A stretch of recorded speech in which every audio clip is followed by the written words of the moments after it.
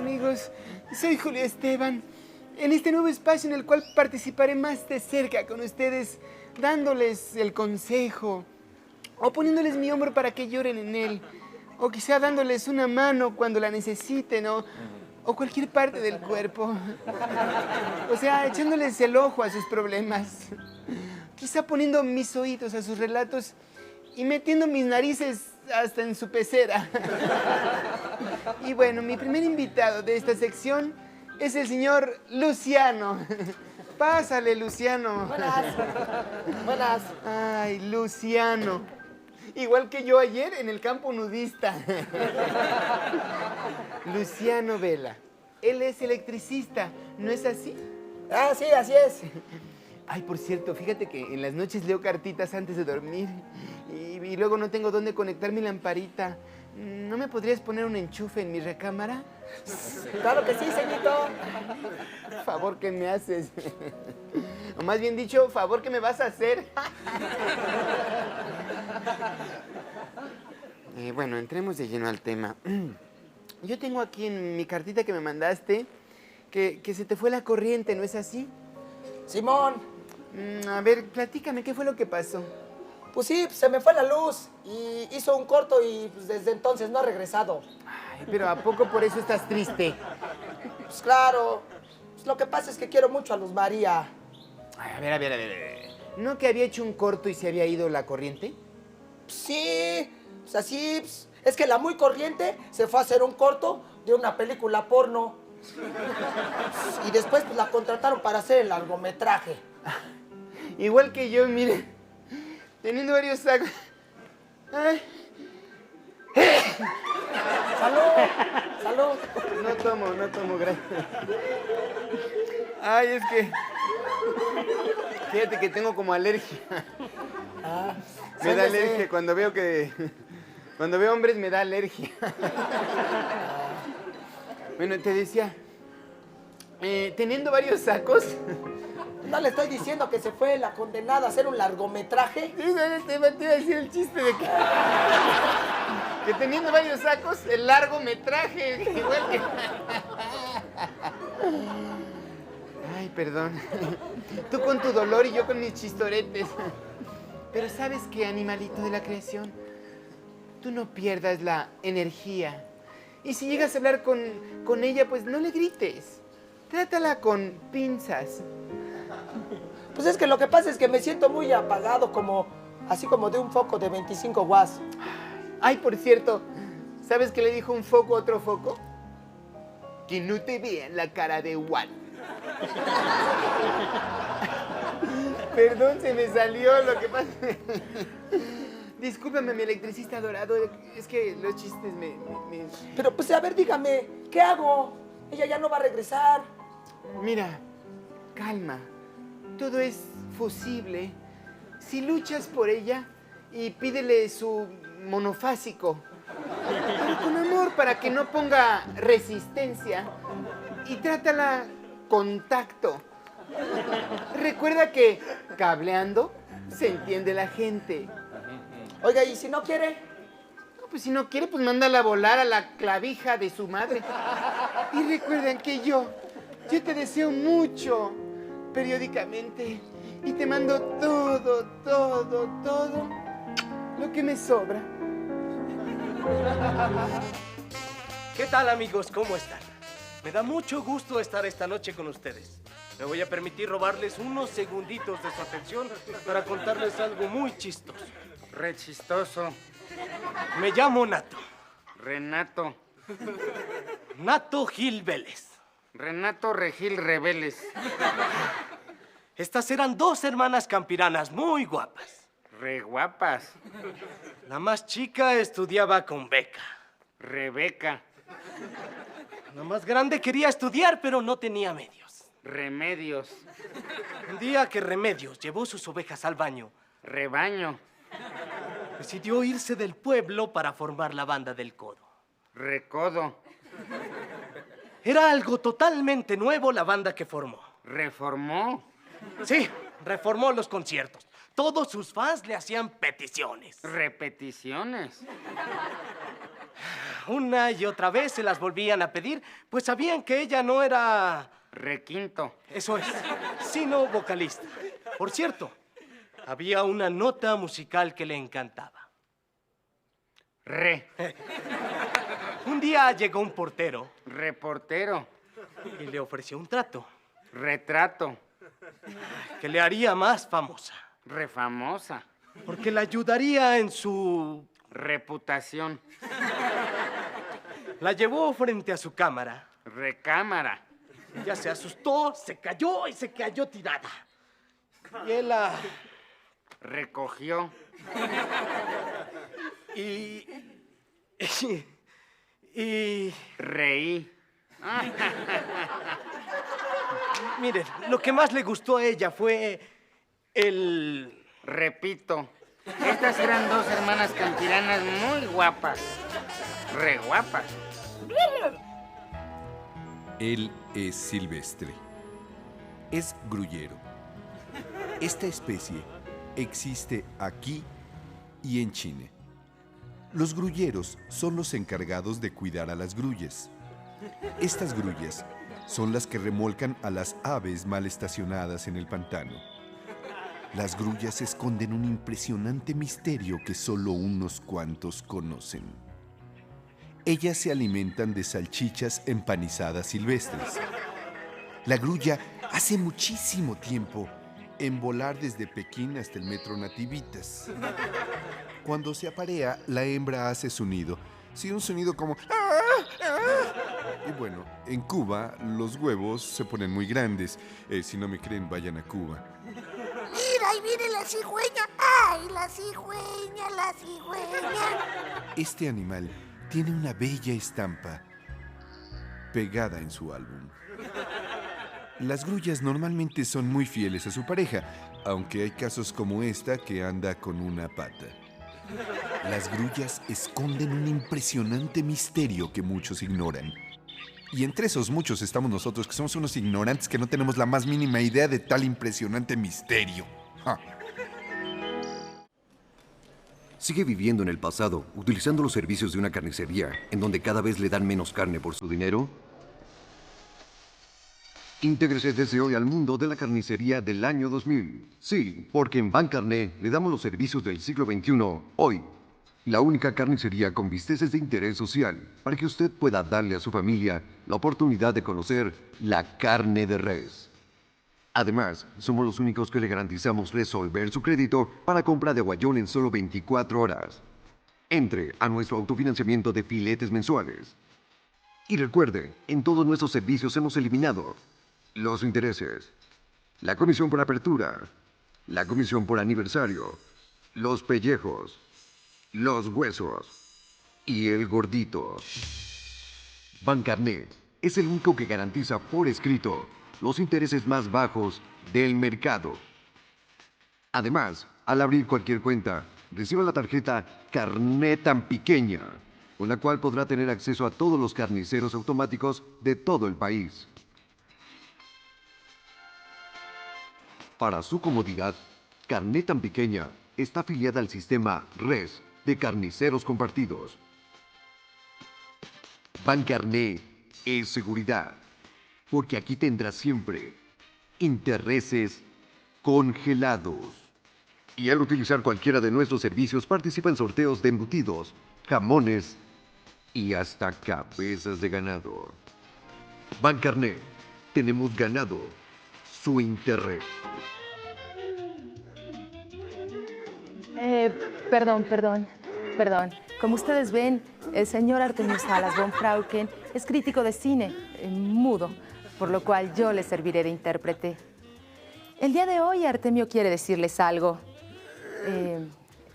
pero hoy tampoco puede hablar, así que pues no va a poder.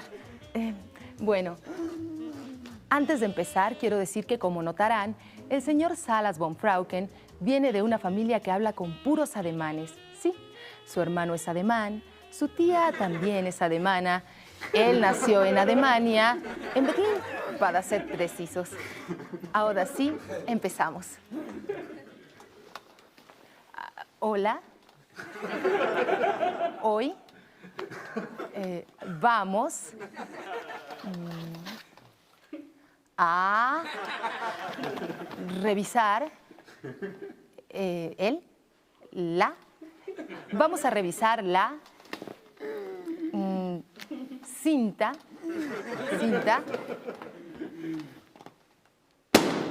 tronado. Norte, oriente, ¿qué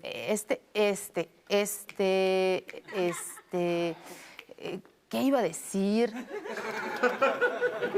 Ah, sí. Esta cinta está buenísima. Yo diría que se cae de buena. Bueno, está pasable.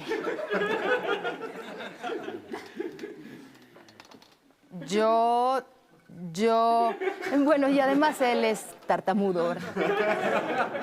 Yo la recomiendo mucho. Llora quiero dar 20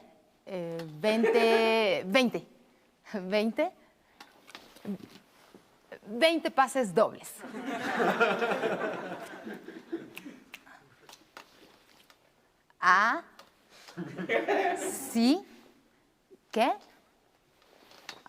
Así que llama ahorita. Y eso es todo. Y eso es todo. Bueno, pues ahora vamos a la calle a ver qué opina la gente acerca de esta película. Acerca de la película,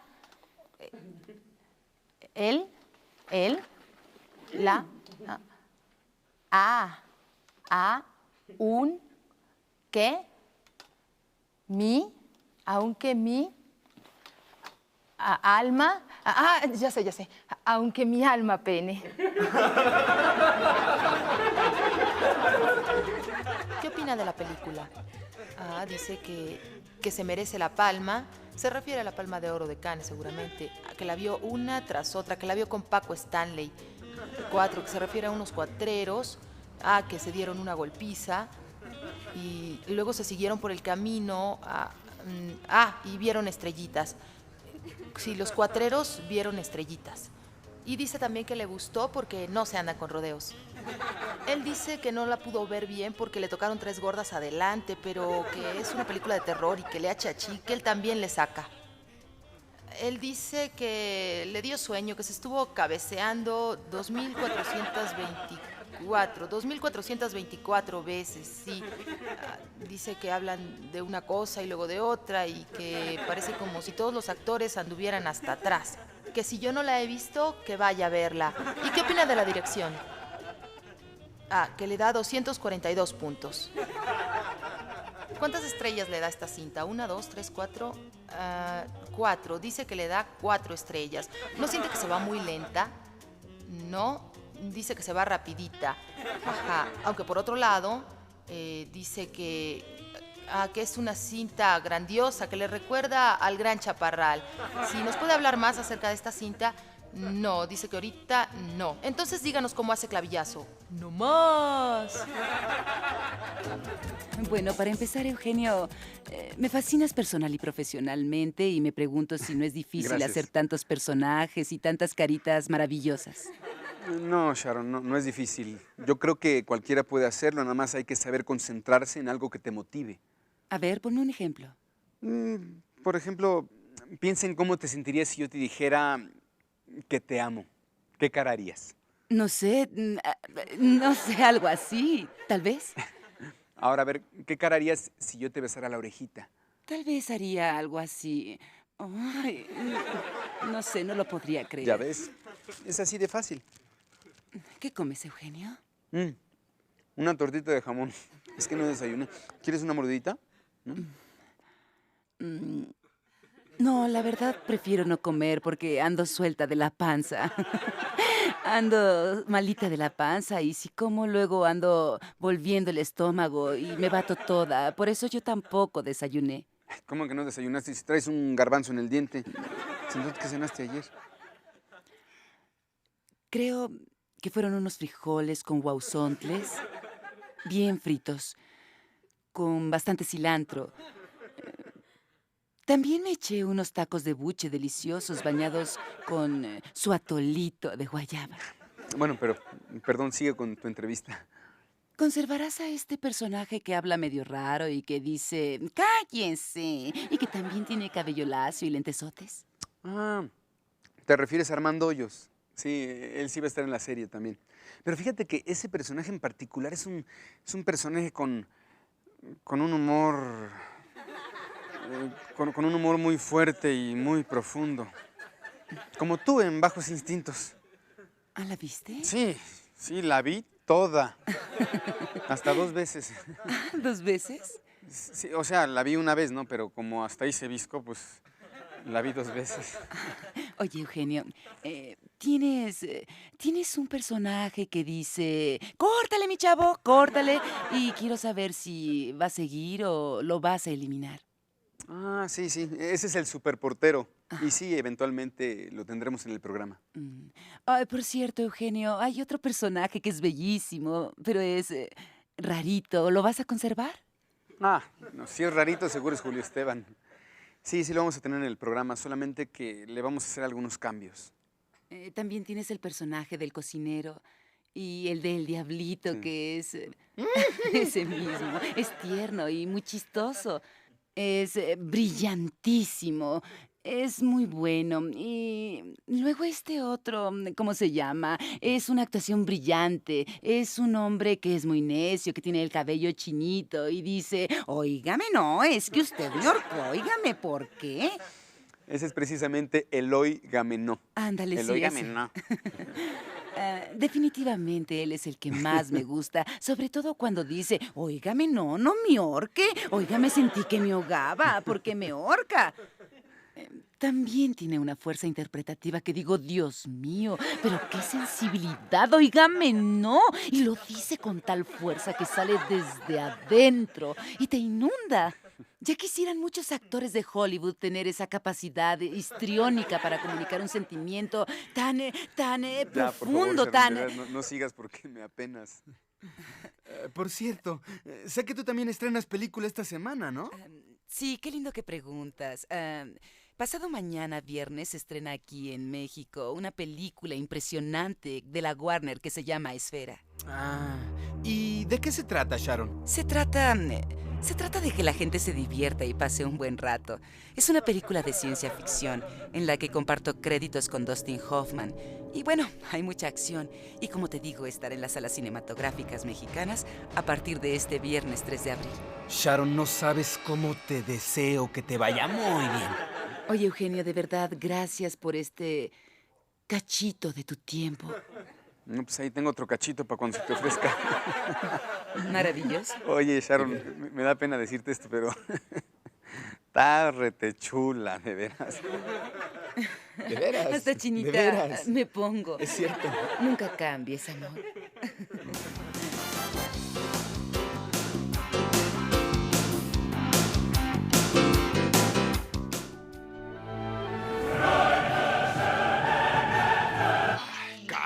Casualidad. Cayó en avances. Hubiera podido caer en parodias, en musicales, en cuentos, en cine, en telenovelas. No, bueno, en telenovelas no, porque luego ya ven lo que pasa, ¿no? ¿Para qué le arriesgamos luego? Pero bueno, cayó en avances, así es que vamos a ver, por ejemplo, un avance de nuestro próximo programa de cine. Precisamente con un crítico de cine mudo. Antes de empezar, quiero decir que, como notarán, el señor Salas von Frauken viene de una familia que habla con puros ademanes. Sí, su hermano es ademán, su tía también es ademana. Él nació en Alemania, en Berlín, para ser precisos. Ahora sí, empezamos. Hola. Hoy vamos a revisar él, la. Vamos a revisar la cinta.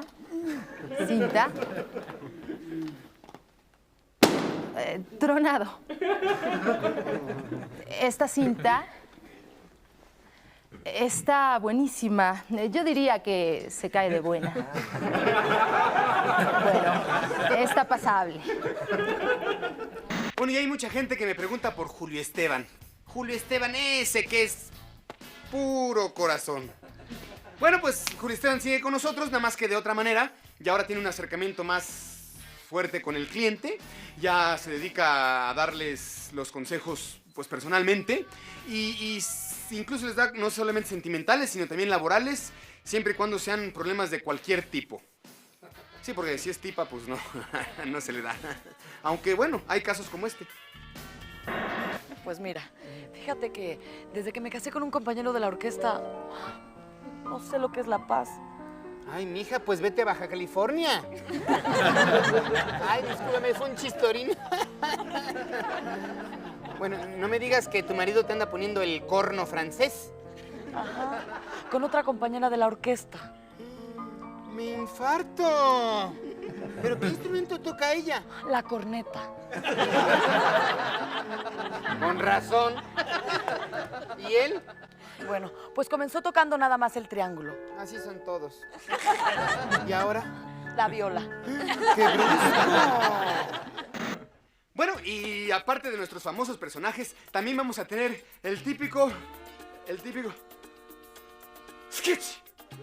Gracias. También vamos a tener el típico sketch. Y para muestra, traiga su frasquito. No, mejor tráigame una paella grande con todo, ¿no? Con pollo, carne, camarón, ostras. Y después unas enchiladas de mole, una carne la tan pequeña. Pero antes unos huevos rancheros. Sí, señor. Oye, ¿con qué van los huevos, eh?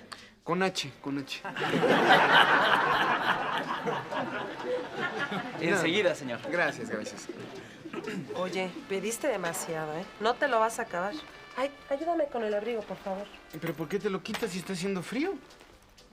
¿No viste que estoy a dieta? ¿Y eso qué?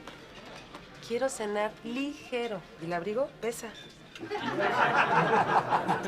De momento, ¿gustan vino para la cena? Quizá un poco más adelante. ¿Qué le parece aquí? Sí, ahí está bien, gracias. ¿Comerciales? También tenemos comerciales, pero muy diferentes a los que ustedes conocen. Vean estos. La juventud es intensidad. Es plenitud de sentimientos. Y para no tener que esconderlos, hemos creado la Sala Mandra. La única sala que incluye vestuario y máscara de la misma tapicería. Sí, viene con un pantalón holgado y una camisa larga para que se la pueda fajar fácilmente. Así su papá nunca los descubrirá. ¿Qué haces, hija? Nada, mami, estoy aquí leyendo. ¿Y por qué tan agitada? Es que es una revista de aerobics. Hija tan sanota. Con la Sala Mandra podrás echarte un cojín en la cara para que nadie te reconozca. ¡Hija! ¡Ya llegamos, hija! La Sala Mandra, diseñada por Mueblerías Bosé. No, señor, no, Ándale, señor, no, Fulgencia. por favor. Ahorita que no hay nadie. Señor. Ándale. Ay, señor. Ay, ay. Papá.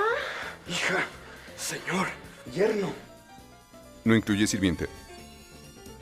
Y si ya de plano quieres coger entre nuestros 10 nuevos modelos, le recomendamos la cama leónica. Es ortopédica.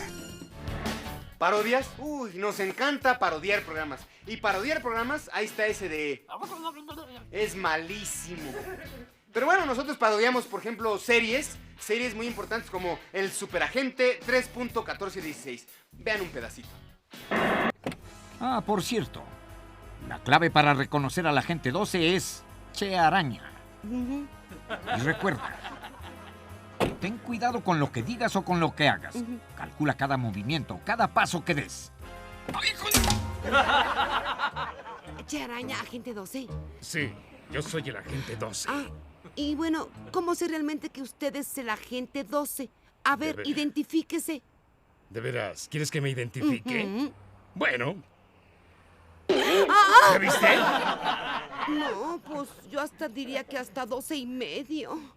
No, pues sí, eres el agente 12. Ven.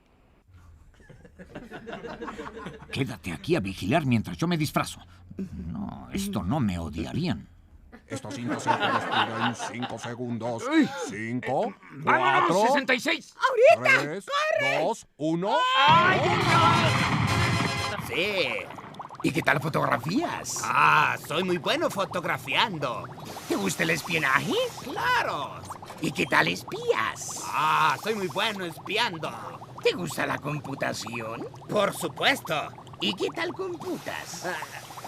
66. Tenemos que pensar la forma en cómo infiltrarnos al cuartel enemigo. Pero antes habrá que pedirle información al agente 12. Él ha estado vigilando muy de cerca y cortito y debe tener información más detallada. El agente 12 debe estar arriba en el barrio del Guayabo. No perdamos tiempo, acelera. No puedo ir más rápido. ¿Pero por qué? Es que no me deja ver bien el camarógrafo que tengo aquí en el cofre del coche. 1416. Ahora sí te estás tardando. ¿Qué pasa? Es que me estoy disfrazando de mujer y hay algo que me sobra y no sé acomodarlo. ¿No sabes acomodarlo? Ah, pero lo andas vendiendo.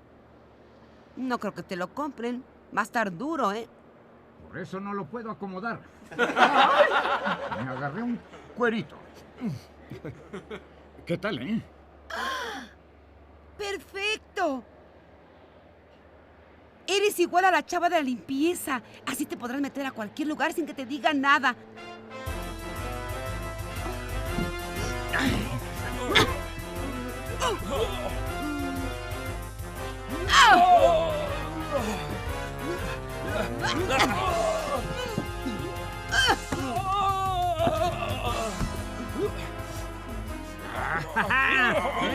Dos contra uno no se vale, pero éntrenle.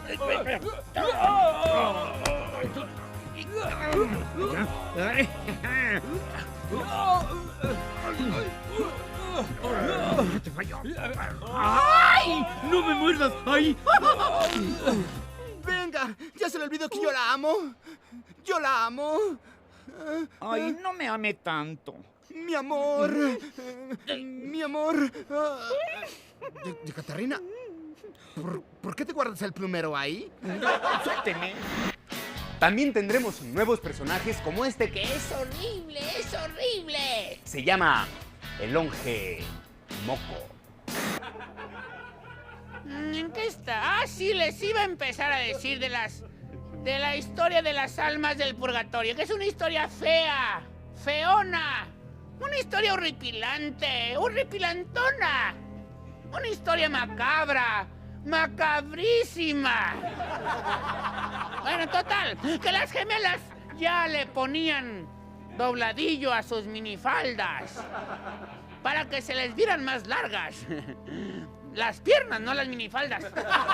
Porque todas las minifaldas son cortitas. Ellas eran unas hijas de su casa.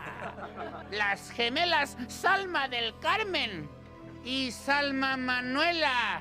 Me hacen temblar esas historias de horror. Y es que esta fue horrible. Fue horrible. Y ahora déjenme presentarles a este que se llama Aarón Abasolo. ¿Quieren saber quién es? Pregúntenme. Joven Aarón, ¿podemos hacerle unas preguntas? Pregúntame, cabrón, pregúntame. Aarón, ¿qué fue lo que más le dolió ahora que estuvo en la cárcel? Ah, pues los toques que me dieron en los separos ahí en la delegación. Pues, ¿desde cuándo tuvo tendencias de violador? Uy, desde chico, cabrón. Es un mal de familia. ¿De familia? Sí, cabrón. ¿Qué no ves que tengo unos tíos famosos ahí en Veracruz? ¿Puedo preguntarle quiénes son? Pregúnteme, cabrón, pregúntame. ¿Quiénes son? Los violadores de Papantla. No, se traen mareadas a todas las chavas de Papantla. Sí. ¿Violaba a sus compañeros? Bueno, había unos chicos muy apretados. Eso era difícil meterse con ellos. Bueno, entonces se puro dura la cosa. No, no te trabes, que no te trabes. Digo, se puro dura la cosa. Sí, ¿no? ya van dos, cabrón. No te pongas nervioso, nada más no me des la espalda. Se habla mucho de la violación de los derechos humanos, ¿no? Entonces, como está de moda, yo no me quiero quedar atrás, cara. Bueno, a veces sí, ¿no? Bueno, ¿es cierto que a usted le da por violar cuando hay mucha gente? Sí, por eso me gusta ir con las tortilleras. ¿Tortilleras? Sí, es que me gustan las violaciones en masa. Televisa presenta El Mundo del Espectáculo con Patti Chapoy. Mucho de lo que usted quiere saber de su artista favorito, aquí, en El Mundo del Espectáculo. Muchas gracias por invitarme, Patti. ¿Puedo sentarme? Si es tan amable, bienvenido al Mundo del Espectáculo. ¿Cómo está usted? Muy bien, muy bien. Me da mucho gusto estar aquí con usted, porque de veras la admiro mucho por su imparcialidad, su honestidad, su sinceridad y sobre todo por su ética. Muy amable. Señor, estaba oyendo en su currículum que tiene 2 hijas con nombres muy extraños. No. Nunca he tenido hijas con hombres. Tengo 2 hijas, pero con mujeres. Mujeres muy extrañas, pero mujeres. Con hombres no. Así se hacen los chismes, Patti, no sea chismosa. Claro. Señor, cambiando de tema, ¿de dónde le sale a usted tantas caracterizaciones en la voz? De la tráquea. Mire, nada más le abre, mira. Óigame, no me ahorque, óigame. O la vuelvo a abrir y mire. Cállese, no me interrumpa. Qué lindo. No, Patti, lindo, ¿por qué? Yo creo que lindos son los compañeros que sean de aquí o de cualquier otro canal, buscan superarse por sí mismos y no estar echando tierra como la Paca en El Encanto. ¡Qué encanto! Pues El Encanto que todos conocemos. Pero bueno, le decía, yo estoy muy agradecido con mi empresa, Televisa. Y aunque un día me corran, yo nunca voy a hablar mal de mis excompañeros. Qué bueno. Y menos lo haría hipócritamente y solamente por fregar, ¿eh? No se le olvida. No. ¿A mí? No. Nos da muchísimo gusto, señor, que haya regresado a la televisión con el programa del Pirurris. No sea chismosa, Patti. Mi programa no es de Pirurris, es de vez en cuando, no sea chismosa. Es más, sabe que ya me voy, aquí nada más inventan cosas. Va a ser chismosa, de veras, ya ni la Maxine Woodside. Televisa presentó El Mundo del Espectáculo. ¡Ay, qué rico es el chisme! Pero bueno, como ahora están de moda estos programas donde todo lo que dicen son puros cuentos, nosotros también tendremos cuentos de vez en cuando. Veamos este.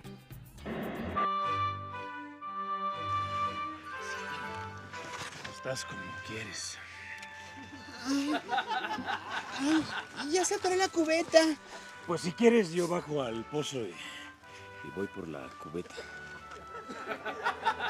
Mandaré matar a Blancanieves. Haré que me traigan su corazón en un cofre como muestra de su muerte. Este trabajo lo tiene que hacer el más eficaz y discreto de mis trabajadores.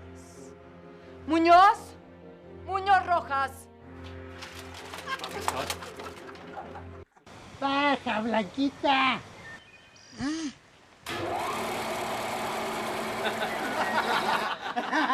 Dígame, linda viejecita, ¿qué se le ofrece? Soy jefa de manzana. Andamos haciendo una promoción de manzanas gratis. ¿No traerá una más chiquita? ¿Para qué? Para hacerme un té de manzanilla. Vamos, pruébala. No, ahorita no, gracias. Ándale, una mordida por lo menos. ¿Una mordida? Pero si no me ha pasado ningún alto. Me he pasado puros chaparritos. ¡Miren! Blancanieves está tirada y junto a ella está una bruja. Seguramente le dio una manzana envenenada. Vamos a ver. Sí, vamos a ver. ¡Vamos por las bicicletas! ¡Y por las cámaras fotográficas! Sí, vamos.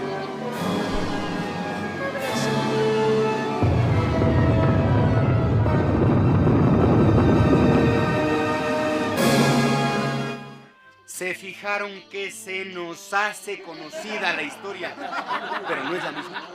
Bueno, pues cada semana vamos a tener diferentes personajes, diferentes cosas, así es que, amigos, no se lo pierdan. Amárrenselo. ¡Horrible! ¡Horrible! ¡Horrible! ¡Tequila!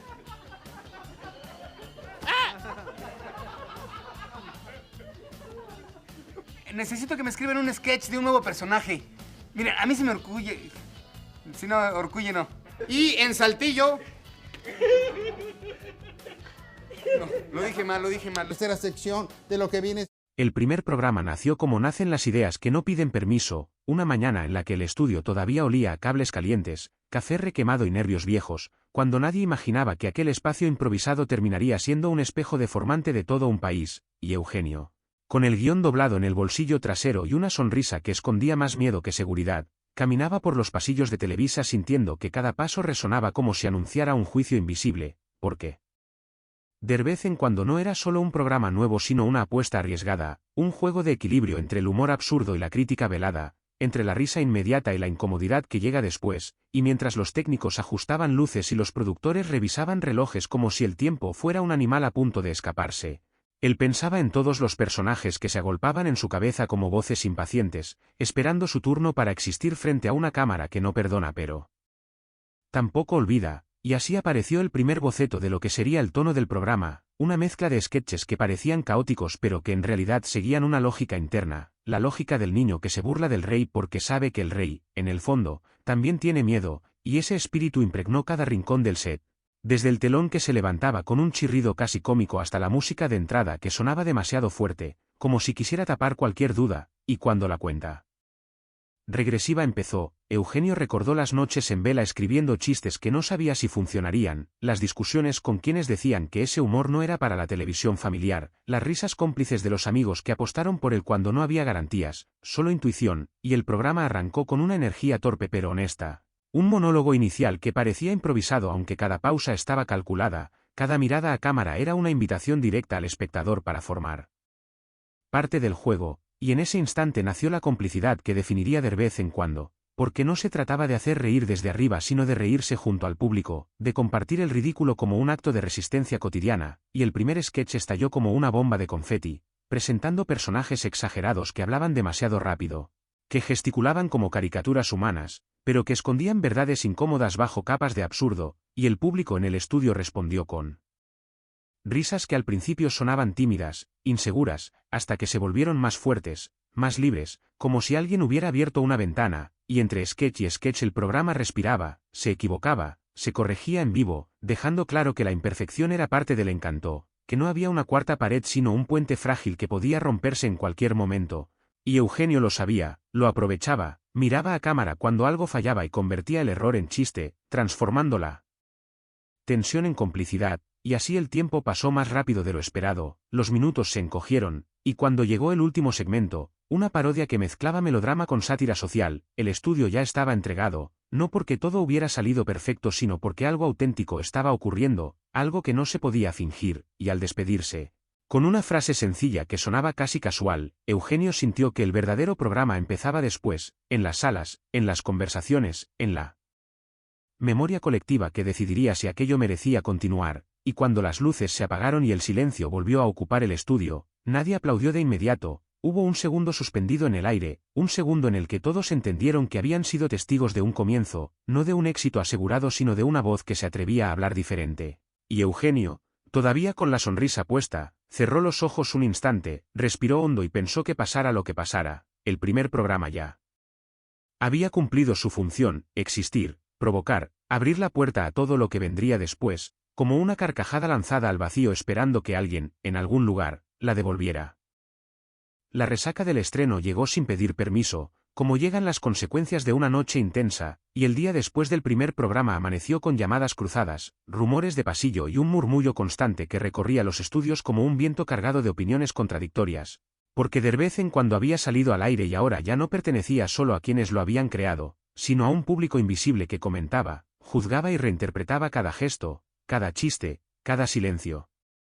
y Eugenio despertó con esa mezcla incómoda de orgullo y ansiedad que solo aparece cuando uno se atreve a mostrar algo propio, revisando mentalmente escenas que ya no podían cambiarse, preguntándose si aquel remate había sido demasiado largo, si aquella pausa había sido malinterpretada.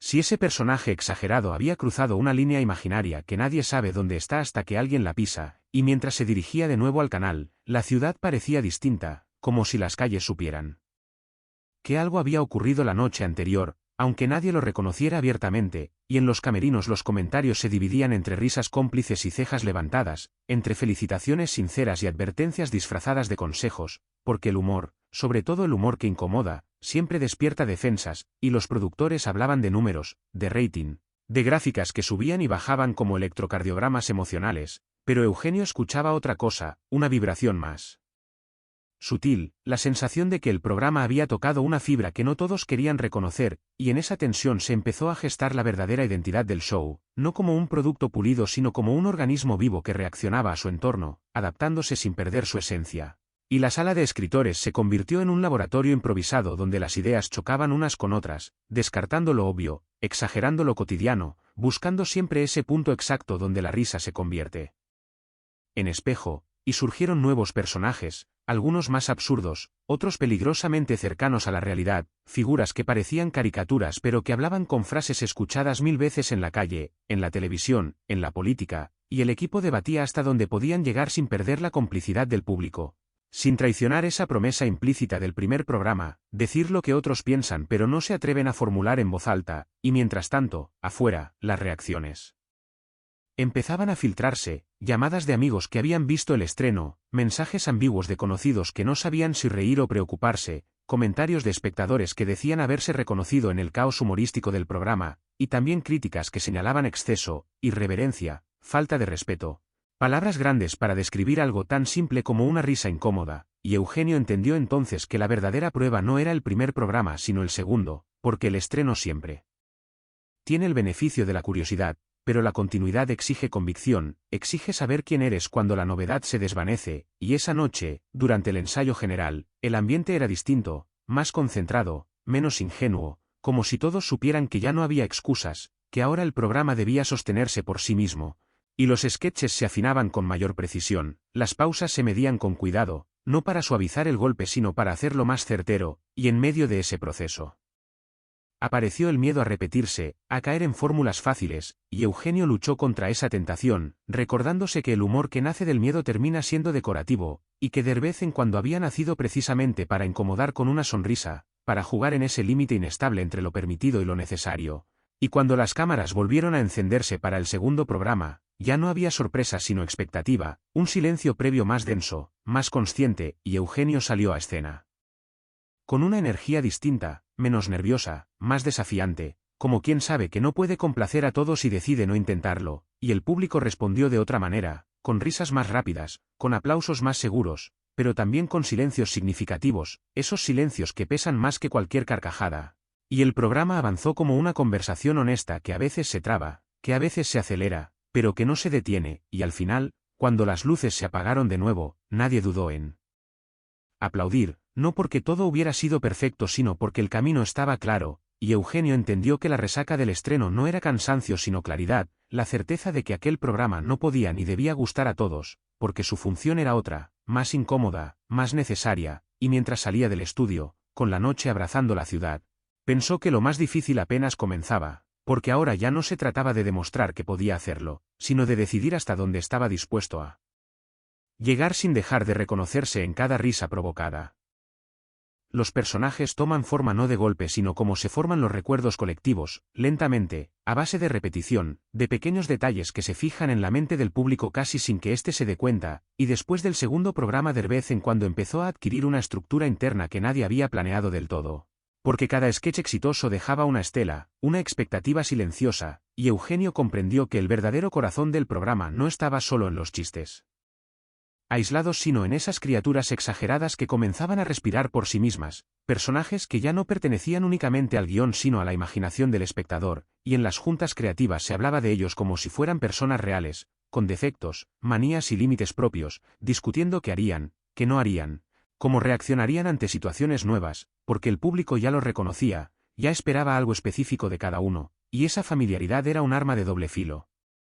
Una promesa de risa segura pero también un riesgo de estancamiento, y Eugenio, consciente de ello, insistía en torcerlos ligeramente en cada aparición, en empujarlos a escenarios inesperados para que no se convirtieran en simples caricaturas repetidas, y así nacieron escenas donde el absurdo convivía con una extraña lucidez, donde el personaje más tonto decía de pronto la verdad más incómoda, provocando una risa que se quedaba atrapada en la garganta unos segundos antes de salir, y el estudio se transformó en un espacio de experimentación constante, con técnicos acostumbrándose a improvisaciones de último momento, cámaras persiguiendo gestos inesperados, silencios que no estaban escritos pero que funcionaban mejor que cualquier remate ensayado, y el público presente empezó a jugar un papel más activo, reaccionando, anticipando, a veces riendo antes de tiempo, como si ya conociera el truco, y Eugenio utilizaba esa energía para romper la rutina, miraba a cámara con una complicidad casi conspirativa, como diciendo, sí, ya sabes lo que viene, pero mira esto, y ese diálogo invisible se convirtió en una de las marcas del programa, una sensación de cercanía que desarmaba la solemnidad típica de la televisión, y mientras tanto, fuera del estudio, los personajes comenzaban a circular en conversaciones cotidianas, frases repetidas en la calle, imitaciones torpes en reuniones familiares, referencias que confirmaban que algo había trascendido la pantalla, y esa popularidad incipiente trajo consigo nuevas presiones, sugerencias de suavizar ciertos rasgos, de hacerlos más amables, más fáciles de digerir, pero Eugenio resistía con una terquedad tranquila, recordando que el encanto original estaba precisamente en el exceso, en la exageración que rozaba lo incómodo, y el tercer programa se construyó alrededor de esa idea, dando más espacio a los personajes pero obligándolos a enfrentarse entre sí, creando choques de egos ficticios que reflejaban tensiones muy reales. Y el resultado fue un ritmo distinto, menos fragmentado, más orgánico, como si el programa estuviera aprendiendo a caminar con paso propio, y durante la grabación hubo momentos de caos controlado, risas que obligaron a repetir tomas, miradas perdidas que se convirtieron en parte del chiste, errores técnicos transformados en gags improvisados. Y el público respondió con una energía casi eléctrica, reconociendo a sus personajes y celebrando cada giro inesperado, y al terminar la emisión, Eugenio sintió algo nuevo, una responsabilidad diferente, porque ahora ya no solo representaba su propia voz sino la de un conjunto de figuras que la audiencia había adoptado, y esa noche, revisando mentalmente cada escena, entendió que el programa había cruzado una frontera invisible, dejando de ser una apuesta experimental para convertirse en un universo propio, con reglas flexibles pero reconocibles, y esa consolidación no trajo tranquilidad sino nuevas dudas, porque mantener viva esa chispa exigía un esfuerzo constante, una vigilancia creativa para no caer en la comodidad, y al día siguiente, en la sala de escritores, Eugenio habló de riesgo, de la necesidad de equivocarse a propósito, de no confiarse en la risa fácil, y aunque algunos lo miraron con cansancio, todos entendieron que de vez en cuando solo podía sobrevivir si seguía avanzando. Si los personajes continuaban creciendo, deformándose, reflejando una realidad que cambiaba cada semana, y así, con libretas llenas de ideas tachadas, con café frío y discusiones apasionadas, el programa se preparó para el siguiente paso, sabiendo que el público ya estaba ahí, esperando no solo reír sino reconocerse, incluso cuando eso resultara incómodo, porque en esa incomodidad compartida residía la verdadera fuerza del humor que estaban construyendo. El humor frente al espejo apareció como una necesidad inevitable cuando de vez en cuando comenzó a reconocerse a sí mismo, cuando el programa dejó de mirarse únicamente hacia afuera, hacia el público y la reacción inmediata, y empezó a cuestionar su propio reflejo, porque cada risa acumulada traía consigo una pregunta silenciosa. ¿De qué nos estamos riendo realmente? Y Eugenio, que siempre había usado el humor como un escudo flexible, entendió que había llegado el momento de doblarlo hacia adentro, de permitir que el programa se observara sin maquillaje, aceptando sus contradicciones, sus excesos y sus límites, y esa decisión creativa no fue cómoda ni unánime, porque mirarse al espejo implica reconocer imperfecciones que antes se podían ignorar, y en las juntas surgieron discusiones más intensas, no sobre qué era gracioso sino sobre por qué lo era, sobre la responsabilidad implícita en cada sketch que imitaba, exageraba o distorsionaba comportamientos reconocibles, y Eugenio insistía en que el humor no debía ser un refugio para la cobardía, que reírse de los demás sin cuestionarse a uno mismo era la forma más simple y menos interesante de comedia, y así comenzó a gestarse una serie de sketches que parecían burlarse del propio formato del programa, de la televisión misma, de la figura del comediante como centro absoluto, introduciendo personajes que cuestionaban al presentador, que lo interrumpían, que lo ridiculizaban en escena, rompiendo la jerarquía habitual del espectáculo, y ese gesto desconcertó al equipo al principio, porque implicaba ceder control, permitir que el protagonista se convirtiera también en objeto de la broma, pero Eugenio lo veía claro, entendía que esa vulnerabilidad aparente fortalecía la conexión con el público, mostrando que detrás del humor había conciencia. Y durante los ensayos se respiraba una tensión creativa distinta, menos eufórica, más reflexiva, como si todos supieran que estaban entrando en un terreno más delicado, donde la risa debía convivir con una incomodidad honesta, y el cuarto programa se construyó bajo esa premisa, intercalando sketches clásicos con momentos metatelevisivos donde la cámara dejaba de ser un simple observador y se convertía en parte del chiste, revelando micrófonos, equivocaciones, miradas cansadas, transformando la maquinaria televisiva en material humorístico, y el público reaccionó con sorpresa, con risas que a veces llegaban tarde, después de entender que aquello no era un error sino una invitación a mirar detrás del telón, y Eugenio jugó con esa confusión, alargando silencios, rompiendo el ritmo esperado, demostrando que la risa no siempre necesita velocidad, que también pueden hacer de la pausa incómoda, y en uno de los segmentos más comentados, un personaje cuestionaba abiertamente la utilidad del propio sketch, preguntando por qué debía ser gracioso, para quién, y esa pregunta flotó en el estudio como un eco inquietante antes de resolverse en una carcajada colectiva, y al terminar la grabación, las reacciones fueron diversas, algunos celebraron la audacia, otros expresaron preocupación por alejarse demasiado de lo convencional, y Eugenio escuchó a todos sin ceder del todo, consciente de que el equilibrio entre riesgo y claridad era frágil, y fuera del estudio, las opiniones se multiplicaron. Espectadores que agradecían la honestidad, otros que se sentían confundidos, acusaciones de pretensión mezcladas con elogios por la inteligencia del humor, y ese ruido externo confirmó algo importante: el programa había dejado de ser invisible, había empezado a generar conversación, y eso, para Eugenio, era una señal de vitalidad, porque el humor que no provoca debate suele desvanecerse rápido, y en los días siguientes, mientras se preparaban nuevos guiones, la noción del espejo siguió presente, influyendo en la creación de personajes más conscientes de su propia exageración, figuras que sabían que eran caricaturas y jugaban con ello, rompiendo la ilusión de realidad para crear una complicidad más sofisticada con el público, y ese enfoque transformó la dinámica del equipo, obligándolos a pensar no solo en el chiste inmediato sino en la lectura posterior, en la resonancia emocional que podía dejar una risa aparentemente ligera, y Eugenio, caminando solo por los pasillos vacíos después de una larga jornada, pensó en la naturaleza efímera de la televisión, en cómo cada programa se consume y se olvida con rapidez, y decidió que si de vez en cuando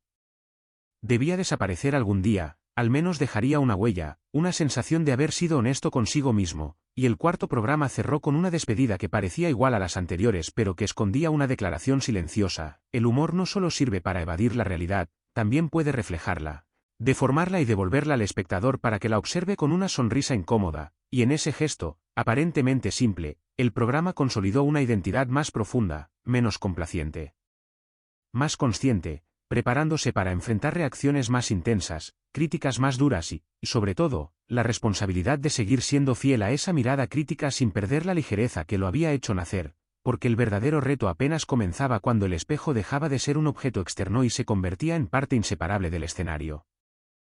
La risa como provocación se volvió el eje invisible del quinto momento de vez en cuando, no como una consigna explícita sino como una consecuencia natural de todo lo que el programa había ido construyendo hasta entonces, porque después de mirarse al espejo ya no era posible fingir inocencia, y Eugenio entendió que cada carcajada tenía un peso específico, una dirección, una intención que podía sacudir o simplemente adormecer, y decidió, junto con el equipo, inclinar la balanza hacia él sacudón, hacia esa risa que no solo libera tensión sino que deja una pregunta flotando en el aire, y esa elección se reflejó desde el primer boceto del quinto programa, cuando los guiones empezaron a incorporar situaciones reconocibles llevadas al extremo, escenas cotidianas exageradas hasta volverse absurdas, pero con un núcleo de verdad tan claro que resultaba imposible no verse reflejado, y en las reuniones creativas se hablaba menos de remates y más de reacciones, de cómo el público podría sentirse incómodo y reírse al mismo tiempo, de ese instante preciso en el que uno no sabe si la carcajada es un acto de complicidad o de defensa, y Eugenio impulsaba ese enfoque recordando que la comedia más memorable suele nacer de la fricción, de tocar fibras sensibles sin necesidad de explicarlas.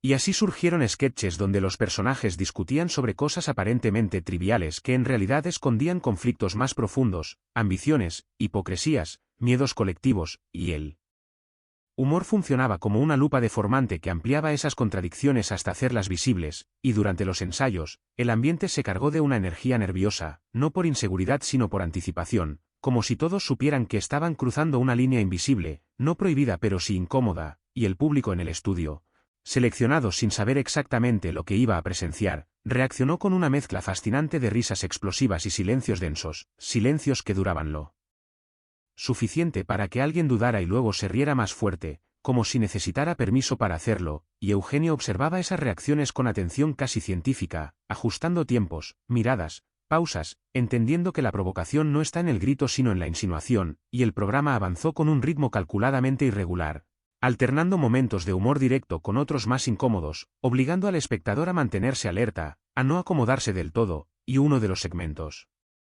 más comentados fue aquel en el que un personaje aparentemente ingenuo exponía, sin mala intención, una serie de actitudes normalizadas que al ser dichas en voz alta sonaban ridículas, y la risa que provocó fue distinta, menos explosiva, más reflexiva, una risa que parecía acompañada de un leve asentimiento de cabeza, y al terminar la grabación, el equipo sintió una especie de cansancio emocional, no por haber fallado sino por haber invertido más energía de la habitual, como si el programa hubiera exigido algo más que técnica y timín, y las reacciones externas no tardaron en llegar, comentarios que celebraban la valentía del enfoque, otros que acusaban al programa de exagerar, de incomodar innecesariamente, palabras que confirmaban que la risa había cumplido su función provocadora, y Eugenio recibió esas opiniones con una calma tensa, consciente de que provocar implica aceptar el desacuerdo, y en los días siguientes, mientras se preparaban nuevas ideas, surgió la tentación de retroceder un poco, de suavizar el tono para evitar conflictos, pero esa opción fue descartada casi de inmediato,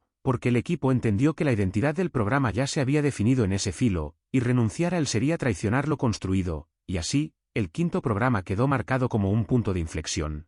No por un escándalo visible sino por un cambio interno, una certeza compartida de que de vez en cuando no podía limitarse a entretener sin dejar huella, y esa convicción se reflejó en la manera en que Eugenio cerró la emisión, con una despedida que sonaba ligera pero que llevaba implícita una invitación silenciosa a pensar, a reírse de uno mismo antes de señalar al otro, y mientras las luces se apagaban y el público abandonaba el estudio, quedaba en el aire la sensación de que algo se había movido.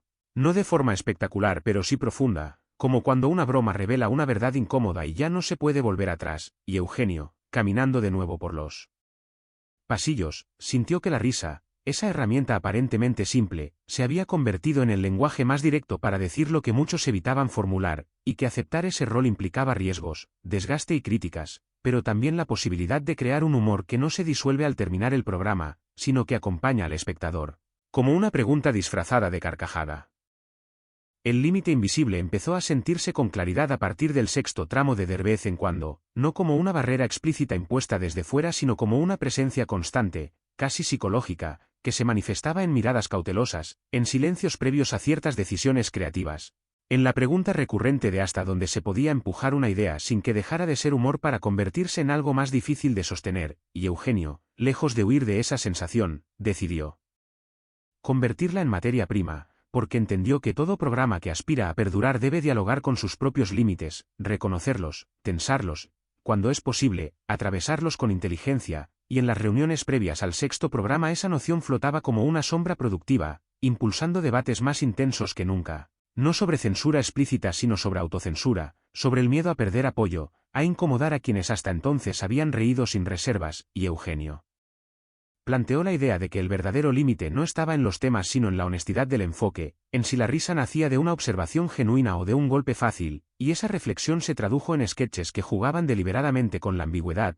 escenas donde el espectador no recibía todas las respuestas masticadas sino que debía completar el sentido, interpretando gestos, silencios y exageraciones, y el sexto programa se armó como una sucesión de situaciones que parecían simples en la superficie pero que escondían capas más densas, invitando a una risa menos automática, más consciente, y durante los ensayos el ambiente se volvió extrañamente serio, no por falta de humor sino por respeto al material, como si todos supieran que estaban caminando sobre una cuerda floja creativa, y Eugenio insistía en cuidar el ritmo, en no explicar de más, en confiar en la inteligencia del público, incluso cuando eso implicara perder algunas risas inmediatas, y esa confianza fue puesta a prueba.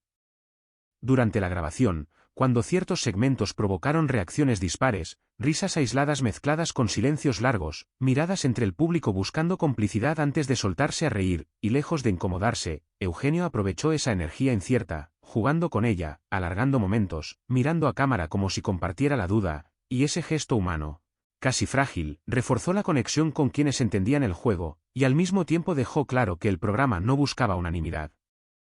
Y uno de los momentos más comentados del sexto programa fue aquel en el que un personaje se detenía a mitad de un sketch para preguntarse si debía continuar, rompiendo el flujo habitual y exponiendo el conflicto interno que hasta entonces había sido invisible, y esa ruptura generó una risa nerviosa, seguida de un aplauso espontáneo, como si el público reconociera la valentía de mostrar la duda en lugar de esconderla, y después de la emisión, las reacciones volvieron a dividirse, algunos celebrando la sutileza, otros extrañando la contundencia más directa de entregas anteriores, y Eugenio escuchó todo con atención, entendiendo que el límite invisible no era un punto fijo sino una frontera móvil que cambiaba con cada programa, con cada contexto, con cada mirada nueva, y en los días posteriores, mientras el equipo se reunía para evaluar lo ocurrido, surgió una conversación honesta sobre desgaste, sobre la presión de sostener un nivel de riesgo constante, y Eugenio reconoció que el humor provocador exige más energía que el humor complaciente, pero también defendió la idea de que esa exigencia era precisamente lo que mantenía vivo al programa, y el sexto programa quedó así como un ejercicio de equilibrio, un recordatorio de que el éxito no elimina las dudas sino que las transforma,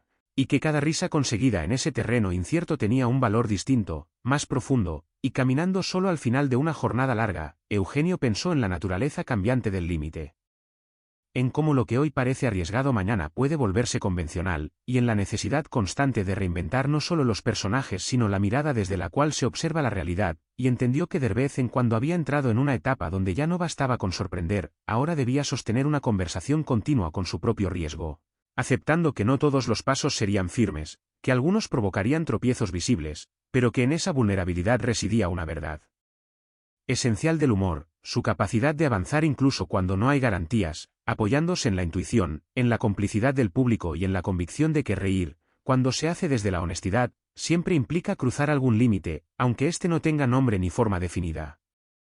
La costumbre y el riesgo comenzaron a bailar juntos de una manera incómoda pero inevitable en esta séptima etapa de vez en cuando, porque cuando un programa alcanza cierta estabilidad aparece un enemigo silencioso que no hace ruido pero desgasta con paciencia, la sensación de que ya se sabe cómo funciona todo, de que el engranaje puede girar solo sin demasiada vigilancia, y Eugenio percibió ese peligro antes de que se volviera evidente, en pequeños gestos repetidos, en risas que llegaban un segundo antes de lo esperado, en ideas que sonaban bien precisamente porque se parecían demasiado a otras que ya habían funcionado, y lejos de tranquilizarlo, esa comodidad incipiente lo inquietó profundamente, porque entendía que la costumbre es el primer paso hacia la irrelevancia cuando se confunde con dominio creativo, y en las reuniones previas al séptimo programa puso el tema sobre la mesa sin rodeos, hablando del riesgo de empezar a repetirse, de caer en una versión domesticada de sí mismos, y esa franqueza generó un silencio tenso, no de desacuerdo sino de reconocimiento, porque todos sentían esa misma sombra acercarse, y a partir de ahí el proceso creativo se volvió más áspero, menos complaciente, descartando ideas que hubieran sido aceptadas semanas antes,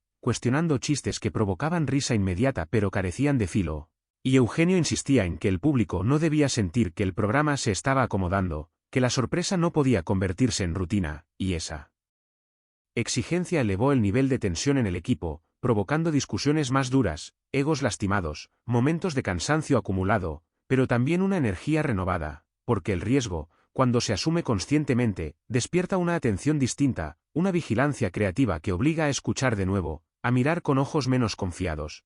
Y el séptimo programa se diseñó con esa idea central, romper expectativas incluso dentro del propio universo ya establecido, alterando dinámicas conocidas, colocando a personajes queridos en situaciones que no los favorecían, mostrándolos vulnerables, contradictorios, menos seguros de sí mismos, y durante los ensayos se notó un nerviosismo diferente, no por miedo al error técnico sino por la incertidumbre sobre la reacción del público, porque tocar la costumbre implica arriesgar la complicidad adquirida.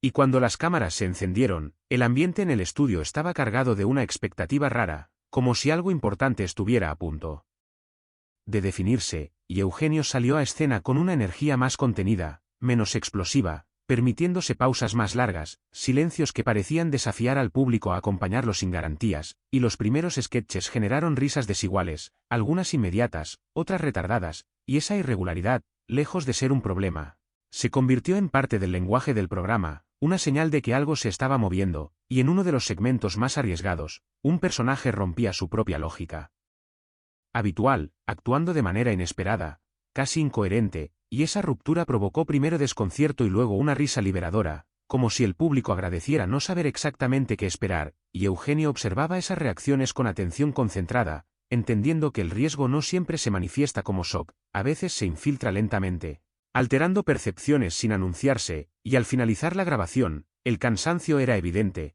pero también una sensación de alivio, de haber evitado por el momento la trampa de la repetición, y las reacciones posteriores confirmaron esa impresión, comentarios que hablaban de un programa distinto, opiniones divididas entre quienes celebraban la renovación y quienes extrañaban la comodidad de lo conocido, y Eugenio aceptó esa división como una consecuencia natural, entendiendo que el consenso absoluto suele ser señal de estancamiento, y en los días siguientes, mientras se analizaban números y comentarios, la conversación interna giró en torno a la idea de que el riesgo debía convertirse en una práctica constante, no en un evento aislado, y eso implicaba aceptar un desgaste mayor, una exigencia continua de atención y honestidad, y Eugenio lo asumió con una mezcla de determinación y cansancio, consciente de que liderar un proyecto así implica cargar con dudas que no siempre pueden compartirse.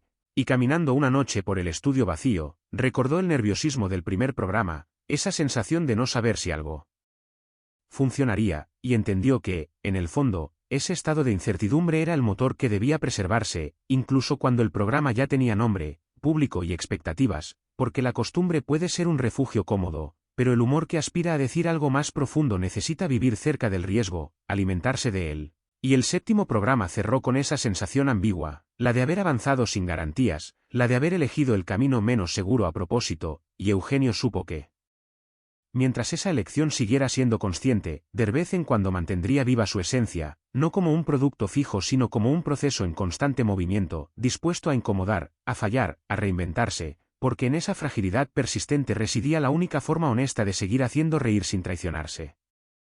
El desgaste creativo no llegó de manera abrupta ni dramática, no apareció como una crisis evidente sino como una acumulación silenciosa de pequeños cansancios, de decisiones tomadas con menos entusiasmo, de risas que costaban un poco más de provocar dentro del propio equipo antes de llegar al público. Y Eugenio lo percibió no como un fracaso sino como una señal natural de que de vez en cuando había entrado en una fase distinta, una etapa donde la energía inicial ya no bastaba por sí sola y debía ser reemplazada por una disciplina más consciente, por una mirada más paciente hacia el proceso creativo, porque mantener vivo un programa que se construye desde el riesgo constante implica pagar un precio emocional que no siempre es visible desde fuera, y en las reuniones previas al octavo programa ese cansancio se colaba en gestos mínimos, en discusiones que se alargaban más de lo necesario, en ideas que se descartaban con rapidez no por malas sino por falta de fuerza para defenderlas. Y Eugenio, lejos de ignorarlo, decidió nombrarlo, ponerlo sobre la mesa como un elemento más del trabajo, porque entendía que el desgaste negado se transforma en resentimiento creativo, y el resentimiento, cuando se filtra en el humor, lo vuelve cínico o vacío, y esa conversación inicial fue incómoda pero necesaria. Una especie de catarsis colectiva donde se reconoció que el programa exigía mucho, que no siempre era posible sostener el mismo nivel de intensidad sin consecuencias, y a partir de ahí surgió una decisión clave. El octavo programa no debía intentar ser más grande ni más provocador que los anteriores, sino más preciso, más honesto en su uso de la energía disponible, y esa idea se tradujo en un enfoque diferente, menos saturado de sketches, más concentrado en pocos segmentos bien construidos, donde el humor pudiera respirar. Y durante los ensayos se notó un cambio de ritmo, menos frenético, más reflexivo, como si el programa se permitiera por primera vez reconocer su propio cansancio sin convertirlo en debilidad, y Eugenio ajustó su presencia en escena, reduciendo la urgencia, permitiéndose momentos de calma que antes hubiera considerado peligrosos, confiando en que el público podía acompañar ese tempo distinto, y el estudio reaccionó de manera curiosa, con una atención más silenciosa, con risas que surgían desde un lugar menos explosivo pero más sostenido, y esa respuesta confirmó que no siempre es necesario gritar para provocar, que a veces la contención puede resultar igual de efectiva. Y uno de los segmentos más representativos del octavo programa fue aquel en el que un personaje hablaba de estar cansado sin saber exactamente de qué, describiendo una sensación difusa que muchos reconocieron de inmediato, y la risa que generó fue casi terapéutica, una risa de reconocimiento más que de sorpresa. Y Eugenio entendió entonces que el desgaste, lejos de ser un enemigo, podía convertirse en material creativo si se abordaba con honestidad, y al terminar la grabación, el ambiente era distinto, menos eufórico pero más sereno, como si el equipo hubiera atravesado una etapa de aceptación, y las reacciones externas reflejaron esa misma dualidad, algunos espectadores agradeciendo el tono más pausado, otros extrañando la energía desbordante de entregas anteriores, y Eugenio aceptó ambas posturas sin ansiedad, entendiendo que ningún programa puede ser todo al mismo tiempo, y en los días siguientes, mientras se analizaban comentarios y se planeaban nuevas ideas, la conversación giró en torno a la sostenibilidad creativa, a cómo seguir arriesgando sin quemarse, a cómo proteger el impulso original sin convertirlo en una obligación agotadora, y Eugenio reflexionó sobre la naturaleza del humor televisivo, sobre cómo muchas veces se confunde la intensidad con la calidad, la velocidad con la profundidad, y decidió que de vez en cuando debía permitirse variar, cambiar de ritmo, incluso decepcionar expectativas puntuales para mantenerse fiel a su esencia, y esa decisión implicaba aceptar que no todos los programas serían igual de celebrados, que algunos funcionarían como transiciones necesarias, como respiraciones largas dentro de una carrera extensa, y el octavo programa quedó marcado como uno de esos momentos, un punto de inflexión silencioso donde el desgaste dejó de ser una amenaza y se convirtió en una señal de madurez, y caminando solo al final de una jornada menos caótica que otras, Eugenio pensó en la paradoja de la comedia, en cómo hacer reír exige a veces enfrentarse a la propia fatiga, reconocerla y transformarla en algo compartido, y entendió que mientras el programa pudiera hablar desde ese lugar honesto, incluso el cansancio tendría sentido, porque la risa que nace de la verdad, aunque sea una verdad cansada, suele ser más duradera que la que se fabrica a fuerza de repetición, y así, con una energía más medida pero una convicción intacta, de vez en cuando se preparó para el siguiente paso, consciente de que el camino no siempre avanza en línea recta, y que a veces detenerse a reconocer el desgaste es la única forma de seguir adelante sin perderse. La reacción del público se volvió protagonista silenciosa en esta novena etapa de vez en cuando, porque después del desgaste reconocido y asumido, el programa comenzó a escucharse a sí mismo a través del eco que devolvían los espectadores, no como una encuesta fría ni como un juicio definitivo, sino como un pulso emocional que marcaba el ritmo de lo que estaba ocurriendo, y Eugenio entendió que ese diálogo invisible con la audiencia era tan importante como el trabajo interno del equipo. Porque el humor, cuando se expone semana tras semana, se convierte en una conversación prolongada donde cada risa, cada silencio y cada crítica construyen significado, y en los días posteriores al octavo programa, los comentarios fueron más variados que nunca, no solo en tono sino en profundidad, espectadores que hablaban de identificarse con el cansancio mostrado, otros que confesaban haberse sentido desconcertados pero intrigados, algunos que pedían más irreverencia, otros que agradecían la pausa, y ese mosaico de reacciones confirmó que el programa ya no era percibido como un simple espacio de sketches sino como algo más personal, más cercano, y Eugenio decidió que el noveno programa debía responder a ese momento sin caer en la trampa de complacer a todos, porque sabía que intentar satisfacer cada expectativa fragmentaría la identidad del show. Y en las reuniones creativas se habló mucho de escucha, no como obediencia sino como atención consciente, de distinguir entre el ruido pasajero y las señales profundas, y esa reflexión dio lugar a una estructura más dialogante, donde el programa parecía conversar abiertamente con su audiencia, reconociendo indirectamente sus reacciones sin mencionarlas de forma explícita, y durante los ensayos se exploraron tonos más flexibles, sketches que podían leerse de varias maneras, permitiendo que cada espectador encontrara su propio punto de entrada, y Eugenio ajustó su presencia escénica para reforzar esa sensación de cercanía. Mirando a cámara con menos desafío y más complicidad, como quien comparte una reflexión entre risas, y cuando llegó la grabación del noveno programa, el ambiente en el estudio era distinto, menos tenso, más expectante, como si todos intuyeran que se estaba cerrando un ciclo y abriendo otro, y los primeros segmentos funcionaron como un termómetro inmediato. Risas claras pero no estruendosas, una atención sostenida que indicaba que el público estaba dispuesto a seguir el juego, incluso cuando este se volvía más sutil, y uno de los momentos más comentados fue aquel en el que un personaje parecía responder, sin nombrarlo, a críticas frecuentes, exagerándolas hasta el absurdo y devolviéndolas al público en forma de parodia, provocando una risa que tenía algo de alivio colectivo, como si se reconociera la dinámica inevitable entre creador y espectador. Y Eugenio utilizó ese momento para reforzar la idea de que el programa no estaba por encima ni por debajo de su audiencia, sino a su lado, caminando con ella, equivocándose y corrigiéndose en público, y al avanzar la emisión, esa sensación de diálogo se volvió más clara, no en palabras sino en ritmo, en pausas que parecían esperar una respuesta imaginaria, en miradas que invitaban a completar el chiste, y al final del programa, la despedida tuvo un tono ligeramente distinto, menos irónico, más directo, como un agradecimiento implícito por la paciencia y la complicidad, y las reacciones posteriores confirmaron que algo había cambiado, comentarios que hablaban de un programa más humano, de una comedia que se sentía viva, en proceso, y Eugenio recibió esas impresiones con una mezcla de satisfacción y cautela, consciente de que la cercanía también implica vulnerabilidad, y en los días siguientes reflexionó sobre el papel del público en la evolución del programa, entendiendo que escuchar no significa ceder el control creativo, sino reconocer que la risa es un acto compartido, una construcción colectiva que se redefine con cada emisión, y el 9º programa quedó así como un punto de contacto, un momento donde de vez en cuando reafirmó su identidad no solo desde el riesgo interno sino desde la respuesta externa, aceptando que el humor televisivo vive de esa tensión constante entre lo que se quiere decir y lo que se recibe, y caminando una noche por la ciudad. Eugenio pensó en cómo el público, aun sin verlo, se había convertido en un personaje más del programa, impredecible, exigente, a veces contradictorio, pero siempre presente, y entendió que mientras esa relación se mantuviera honesta, incluso las críticas más duras podrían transformarse en combustible creativo, porque la risa que se comparte, aunque sea incómoda, tiene la capacidad de sostener un proyecto mucho más allá de la novedad inicial, y con esa convicción, de vez en cuando se preparó para enfrentar su siguiente etapa, sabiendo que el diálogo con el público ya no era una consecuencia sino una parte esencial de su propio lenguaje.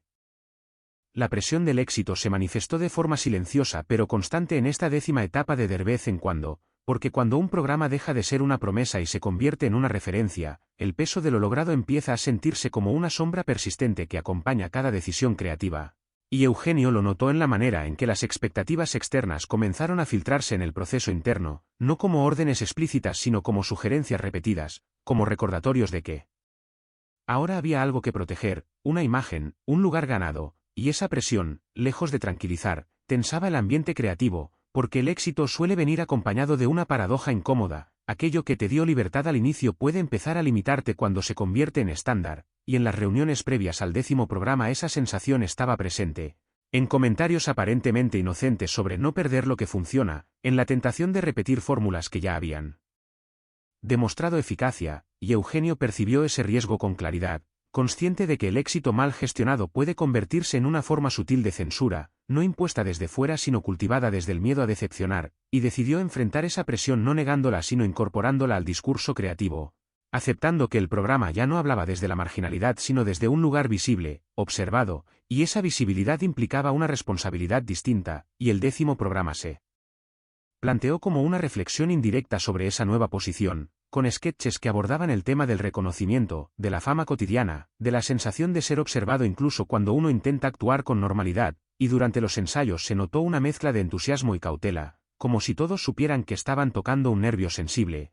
Y Eugenio ajustó su tono, evitando el cinismo fácil, buscando un equilibrio entre la ironía y la honestidad, porque hablar del éxito sin caer en la autocomplacencia era un desafío delicado, y el público en el estudio reaccionó con una atención especial, como si percibiera que el programa estaba hablando desde un lugar distinto, más consciente de su propio impacto, y uno de los segmentos más comentados fue aquel en el que un personaje celebraba su éxito de manera exagerada hasta volverse ridículo, mostrando cómo el reconocimiento puede deformar la percepción de uno mismo, y la risa que provocó fue clara pero cargada de una incomodidad reconocible, porque muchos entendieron que no se trataba solo de un chiste sino de una advertencia velada, y Eugenio utilizó ese momento para reforzar la idea de que el humor puede funcionar como un freno saludable, una forma de recordarse constantemente de dónde se viene y por qué se hace lo que se hace, y al avanzar el programa, esa reflexión se mantuvo presente. No de forma solemne sino integrada al ritmo habitual del show, permitiendo que la risa fluyera sin perder profundidad, y al final de la grabación, el ambiente era de satisfacción contenida, no de euforia, como si el equipo hubiera atravesado una etapa necesaria de reconocimiento sin perder el equilibrio, y las reacciones posteriores confirmaron esa impresión, comentarios que hablaban de un programa más maduro, de una comedia consciente de sí misma. Y Eugenio recibió esos mensajes con gratitud pero también con cautela, consciente de que el éxito no es un estado permanente sino un momento que exige vigilancia constante, y en los días siguientes reflexionó sobre cómo sostener la frescura cuando el entorno empieza a tratarte como algo consolidado, entendiendo que la única forma de evitar la rigidez es mantener viva la capacidad de duda, de cuestionarse incluso cuando las cosas funcionan, y el 10º programa quedó así como un punto de afirmación y alerta al mismo tiempo. Una confirmación de que de vez en cuando había alcanzado un lugar relevante, pero también un recordatorio de que ese lugar podía convertirse en una jaula si no se gestionaba con inteligencia, y caminando una noche después de una jornada larga, Eugenio pensó en la naturaleza efímera del éxito televisivo, en cómo puede desaparecer tan rápido como llega si se pierde la honestidad inicial. Y decidió que el verdadero desafío no era alcanzar el reconocimiento sino atravesarlo sin perder la capacidad de reírse de uno mismo, porque sólo así el humor puede seguir siendo un acto de libertad y no una obligación disfrazada de aplauso, y con esa convicción, el programa se preparó para su siguiente etapa, sabiendo que la presión del éxito no debía ser evitada ni celebrada en exceso, sino observada con la misma ironía lúcida con la que siempre habían mirado la realidad. La transformación silenciosa se hizo evidente en esta 11ª etapa de Derbez en cuando no como un giro brusco ni como una reinvención anunciada, sino como un cambio gradual en la forma de mirar y de decir, una evolución que se infiltró en el programa casi sin que nadie pudiera señalar el momento exacto en que comenzó. Y Eugenio lo percibió primero como una sensación interna, una distancia sutil entre el impulso inicial y la manera actual de construir el humor, no una pérdida sino una mutación.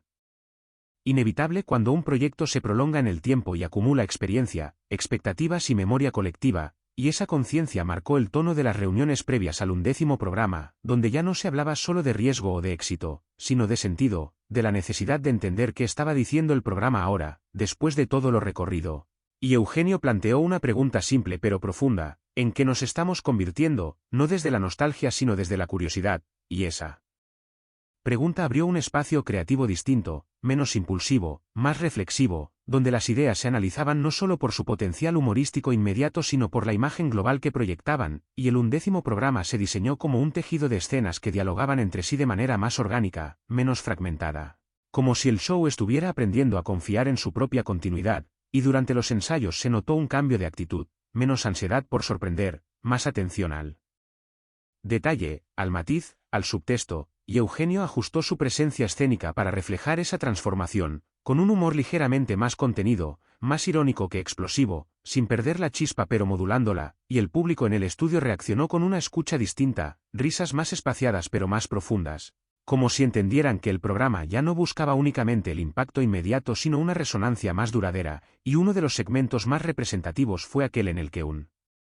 personaje revisaba versiones pasadas de sí mismo, burlándose de sus propias contradicciones, mostrando cómo el tiempo transforma incluso las certezas más firmes, y la risa que provocó fue acompañada de una sensación de reconocimiento colectivo, porque muchos espectadores se vieron reflejados en esa idea de cambio constante.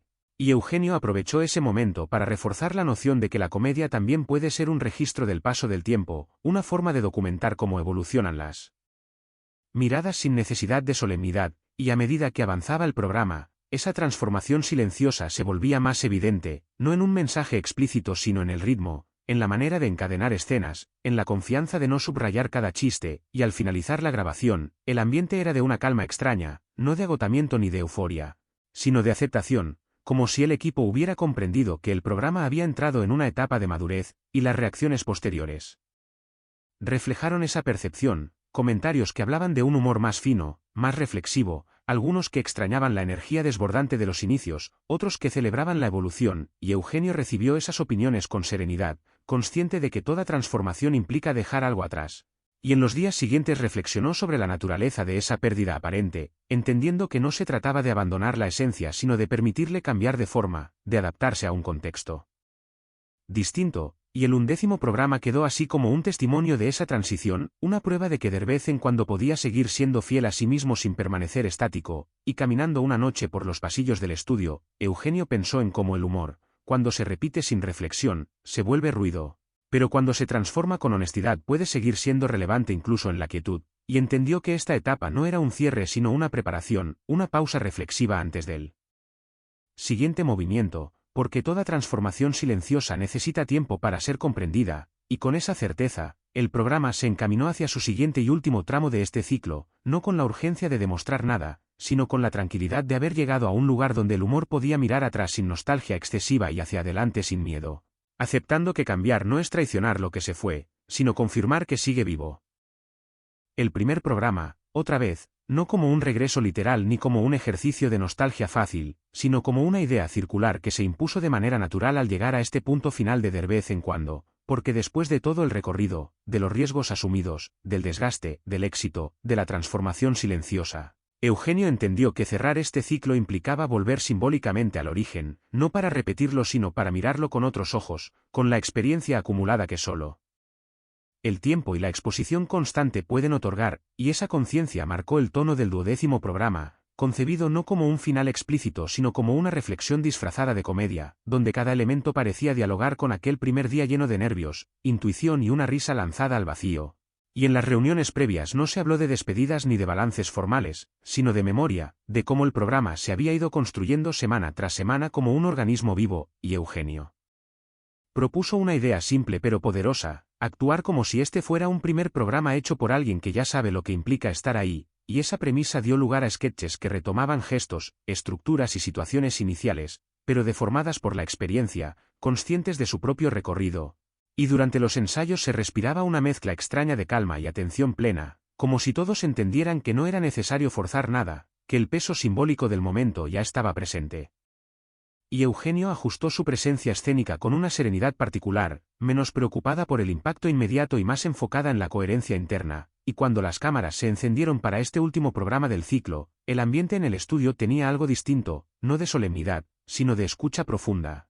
Y el público respondió con una disposición especial, atento a los matices, a las referencias implícitas, a los guiños que solo podían entenderse después de haber acompañado el recorrido. Y uno de los segmentos más significativos fue aquel en el que un personaje intentaba rehacer su primera aparición, repitiendo frases y gestos que ya no encajaban del todo, evidenciando cómo el tiempo transforma incluso los inicios más claros, y la risa que provocó fue cálida, casi afectuosa. Una risa que reconocía el camino recorrido sin necesidad de subrayarlo, y Eugenio utilizó ese tono para construir el resto del programa, alternando humor directo con momentos más reflexivos, sin caer en la nostalgia explícita, permitiendo que el significado emergiera de la comparación implícita entre lo que fue y lo que ahora era, y a medida que avanzaba la emisión, esa sensación de cierre abierto se volvió más clara, no como un final definitivo sino como un punto de pausa consciente, y la despedida, sencilla y sin artificios, resonó de manera distinta. Porque ya no sonaba a promesa sino a reconocimiento, y cuando las luces se apagaron, el aplauso fue largo pero contenido, no explosivo. Como si el público entendiera que no estaba celebrando un final sino un trayecto compartido. Y en el silencio posterior, Eugenio permaneció unos segundos más en el escenario, observando el espacio vacío, recordando el miedo del primer día, las dudas, las risas inesperadas, las críticas, los riesgos asumidos. Y comprendió que de vez en cuando no había sido solo un programa de comedia, sino un proceso de aprendizaje público, una conversación prolongada sobre el humor, la incomodidad y la honestidad. Y en los días siguientes, mientras el estudio recuperaba su rutina habitual, Eugenio reflexionó sobre lo que quedaba después de cerrar un ciclo así, entendiendo que el verdadero legado no estaba en los sketches específicos ni en los personajes, sino en la forma de mirar, en la convicción de que la risa puede ser una herramienta para pensar sin perder ligereza, y que el humor, cuando se asume con responsabilidad y riesgo, puede acompañar al espectador más allá del momento inmediato. Y así, este último programa se convirtió en un nuevo primer programa, no porque todo empezara de cero, sino porque cada cierre honesto abre inevitablemente la posibilidad de otra mirada, de otra voz, de otra forma de decir, y Eugenio, alejándose del estudio una vez más, supo que lo verdaderamente importante no era repetir el éxito ni aferrarse a lo logrado, sino conservar esa disposición inicial a lanzarse al vacío con una sonrisa, confiando en que, en algún lugar, alguien estaría dispuesto a devolver la carcajada. Porque en ese intercambio invisible reside la esencia de todo lo que de vez en cuando había sido y, de alguna manera, seguiría siendo, incluso cuando las luces se apagaran y el programa quedara suspendido en la memoria colectiva como ese primer gesto audaz de reírse de la realidad para poder mirarla de frente.